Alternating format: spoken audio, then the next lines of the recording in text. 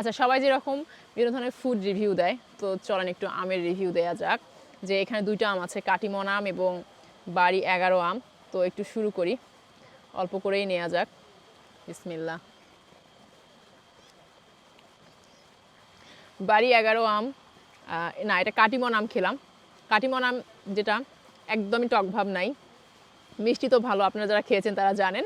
এখানে আঁশ হালকা, এই আমের ক্ষেত্রে যেটা হয় আটি পাতলা, এর খোসা পাতলা এবং রসালো এই আমটা।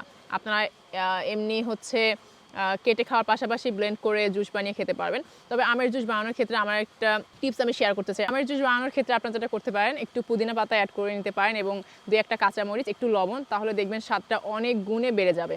তো আমাদের সাথে এখন যুক্ত হয়েছেন সাগর স্যার। আমরা কাটিমনের পাশাপাশি বাড়ি 11 রিভিউ দিব। তো সাগর স্যার তুমি একটু আগে দাও তো, আমি কাটিমন খেলাম, তুমি বাড়ি 11 রিভিউ দাও খেয়ে। আচ্ছা ঠিক আছে, তাহলে আমি একটু রাখি। এটা কিন্তু আমি শক্ত অবস্থায় কেটেছি, কারণ বাড়ি 11 শক্ত অবস্থায় খেতে বেশি ভালো লাগে, একদম প্রপার স্বাদটা পাওয়া যায়। আসলে দুই রকম টেস্ট। ইয়া অ্যাবসলিউটলি। কাটিমনের টেস্টটা একরকম, এটার মানে স্বাদটাও আবার সেদিক থেকে ভালোই লাগে। আর বাড়ি 11 ভালো, এই সময়ের বাড়ি 11 কিন্তু ভালো, জি টেস্টটা ভালো। আমার মনে হয় যে দুটাই মানে যারা কিনবে দুটাই টেস্ট নিতে পারেন না, একটু অল্প অল্প করে কিনে আর কি। আচ্ছা, এখানে আমি একটু অ্যাড করতে চাই, দুটোই আসলে মিষ্টি আম, কোনটাই আসলে টক আম না, দুটোই মিষ্টি আম।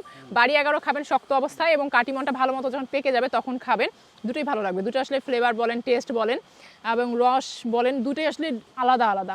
তো আপনার প্রপার স্বাদটা পেতে হলে দুটোই খেতে হবে, দুটোর স্বাদ দুই রকম। আশা করছি ভালো লাগবে।